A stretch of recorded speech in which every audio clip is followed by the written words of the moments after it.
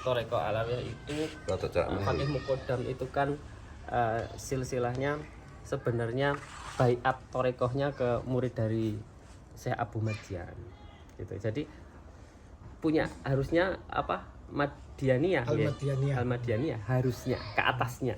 Karena suluknya sama muridnya. Ya, jalurnya itu sebenarnya. Wonten. Terus kalau disambungkan ke nasabnya persanat keluarga ini kurang tepat. Karena menurut catatan yang masyhur itu ayahnya Al-Faqih Al-Muqaddam ini meninggal ketika usia beliau 4 tahun.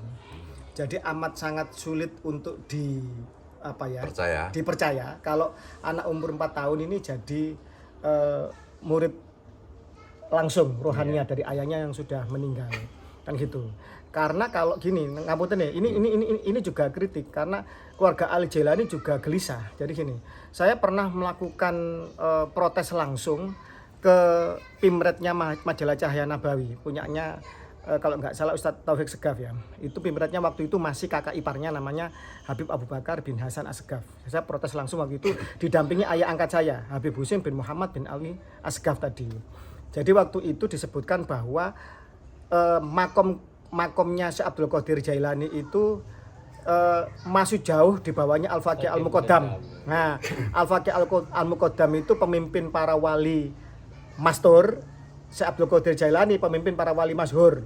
Dan makomnya wali mastur itu kalau nggak salah ya 1000 kalinya makomnya wali masyhur kayak gitu. Nah, kalau seandainya Al-Faqih Al-Muqaddam ini sanatnya ke Syekh Abu Madian.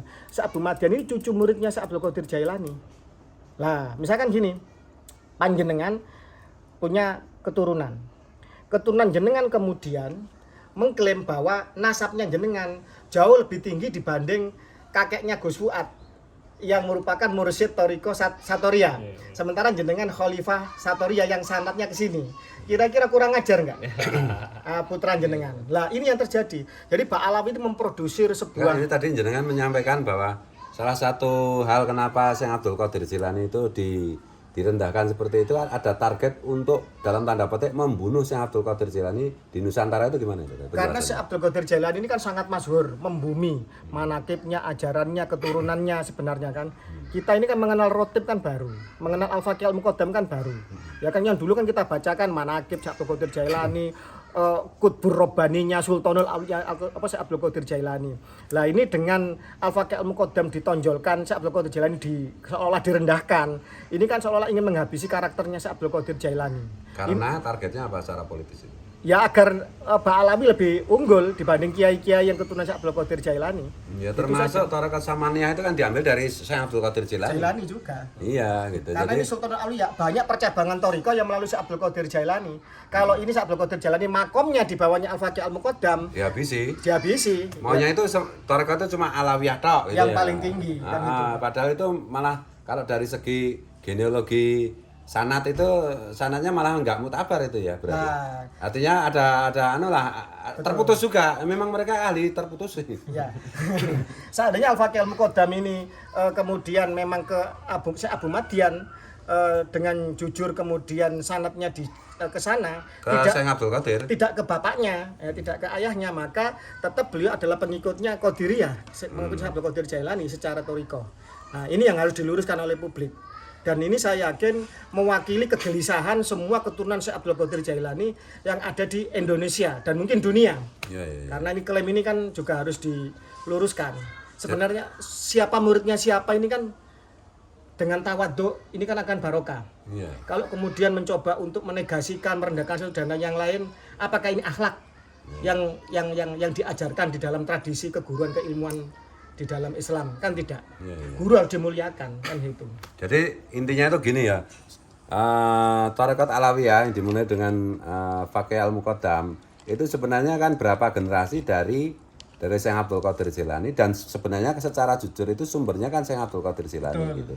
Dan hari ini sudah kita rasakan betapa Syekh Abdul Qadir Jilani itu direndahkan, diposisikan lebih rendah daripada Faqih Muqaddam yang cuma ngambil dari jalur Syekh Abdul Qadir Jilani sendiri gitu ya. Betul. Jadi mungkin itu sudah canggah jadi anak, cucu, buyut, canggah, udek-udek ya itu. Nah, Tingkat udek-udek, masa udek-udek mengatakan itu apa itu mbak udek-udeknya lebih rendah dari ya itu. Mungkin itu bukan dari Fakih Mukodam, tetapi dari generasi-generasi sekarang. iya, dan saya duga ini kaitannya juga dengan nasab yang mulai abad ke-9 itu ya. Ini politik Belanda seluruh-seluruhnya. Saya yakin ini politik-politik dari kolonial yang ingin mengkaburkan satu untuk meninggikan yang lain, politik kooptasi lah. Saya pikir. Iya. Yang ditinggikan itu yang palsu kan. Bahkan kemarin ketika Wagub Yaman ke Indonesia itu didampingi salah satu tokoh Ba'alawi yang sangat muhibbin kepada Al-Jilani. Nah, ini saya lupa nama Habibnya. Habib ini mendampingi Wagub Yaman yang Al-Jilani ke Indonesia, ini sangat muhibbin kepada Al-Jilani. Jadi demikian. Jadinya di Yaman sendiri itu tradisi ini tetap terjaga dan jujur gitu loh. Tapi di Indonesia ini kan nun sewu ya kan, orang hidung bangir cucu Nabi semua ya kan, ya seluruh Arab bangir kan, enggak semua jadi cucu Nabi kan gitu. Iya. Unta juga bangir. Lah, Tapi lama-lama unta diakui sebagai Dzurriyyatur Rasul. Jadi di dalam klan Ba'alawi itu sendiri tetap aja ada yang jujur, ada yang baik, yang tidak pernah mengaku dirinya sebagai Dzurriyyatur Rasul dan mengakui jalur tarekatnya itu ke Syekh Abdul Qadir Jilani. Dan tidak pernah menyampaikan bahwa Fakih Mukodam lebih tinggi dari Syekh Abdul Qadir Jilani. Tidak pernah. Memang faktanya Syekh Abdul Qadir Jilani itu Sultanul Aulia, bukan Fakih Mukodam kan gitu. nah ini Gus, ini kan Kanjeng Raden Tubagus Nur Fadil kan pernah berstatement ya kan. Dan pernah dikupas Gus Arya untuk menantang Ketua Robito Alawiyah Ustadz Taufik Segaf untuk berani maju isbat internasional sekaligus tes DNA agar tidak dituduh Yahudi Gus ke Nakoba Yordan kan gitu. Sampai sekarang kan belum dijawab. Monggo kalau ketua baninya Ketua Robito Alawiyah sudah berani isbat dan terkonfirmasi, selesai sudah. Kalau saran saya kepada Taufik Segaf, jangan berani. Malah ketahuan kamu. Ya mungkin kalau dari saya, jadi dulu mungkin ada hubungannya sama Geger pemberontakan Geger Cilegon ya, kaum Torekoh Qadiriyah di situ. Iya. Nah, dan Yang berontak kepada Belanda. ya berontak kepada kolonial Belanda, dan Utsman bin Yahya kan apa istilahnya, menekan kaum pribumi untuk tidak memberontak. Nah, karena apa? Karena memang kelemahannya kekuatannya orang Islam kan di torekohnya. Penganut torekohnya. Wis iki sing keramat iki dipateni makane gitu. Ganti tarekat sing keramat. Jadi tarekat Qadiriyah pada waktu itu Naksabandia Qadiriyah ya. Syekh Abdul Karim. Syekh Abdul Karim itu sampai difatwakan oleh Utsman bin Yahya itu sesat gitu ya. Iya. Sesat, dan itu korbannya karena fatwa itu penduduk pribumi Banten tuh ribuan yang ribuan yang ya karena semangatnya dipatahkan dengan ini sesat macam-macam. Nah, itu akhirnya pejuang-pejuang kita yang di Cilegon itu kan kalah dengan Belanda itu, karena Belanda itu menang atas jasa fatwanya Utsman bin Yahya itu, dan tuh korbannya ribuan pribumi dieksekusi. Jadi ya dosanya Utsman bin Yahya itu yang membunuh ribuan pribumi. Tarekat Qadiriyah lewat Syekh Abdul Karim.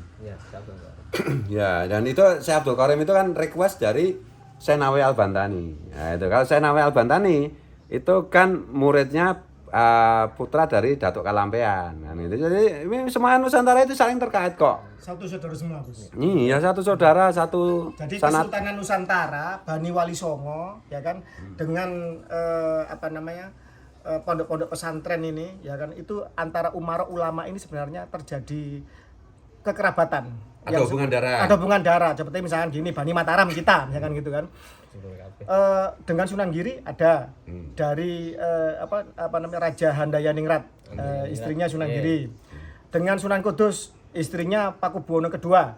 Dengan Sunan Kalijogo, dengan Ampel, semua ini terjadi termasuk yang di Syekh Arsyad Al-Banjari itu. Iya. Itu Guru Sumpel itu bilang saya itu juga keturunan Sunan Giri. Betul. Dari istri Sunan Giri yang putrinya Sunan Ngampel. Sunan Ngampel. Iya, tapi Nyambung. ya kita itu sama Nusantara itu dulu memang ada ikhtiar untuk menghubungkan darah kok. Betul. Ya, nasab darah maupun nasab ilmu. Betul. Gitu. Jadi Jangan dikacau. Jadi kalau kemarin misalnya Taufik Segaf bilang tuh, jauhilah ulama yang dekat-dekat dengan umara. Loh, di Indonesia, di Nusantara itu ulama dan umaroknya itu dzurriyatul Rasul semua.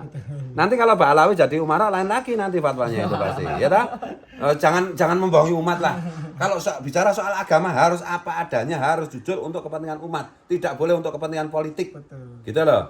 Jangan terus dituduh kita yang pengen menunjukkan mana yang benar, mana yang keliru, terus dituduh, oh itu basarnya pemerintah, oh dibayar pemerintah. Itu itu namanya, itu taktik PKI kayak gitu, fitnah, adu domba dan seterusnya. Jangan tuduh kami adu domba, loh kalian yang adu domba kelompok mereka, budak-budak Nusantara yang mau membudakkan diri kepada kelompok itu. Berhentilah kalian, tobat, celaka nanti kamu.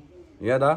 Umarok dan ulama di Indonesia itu satu semua dzurriyyatnya Rasul sampai bahkan sampai hari ini, sampai Presiden Jokowi.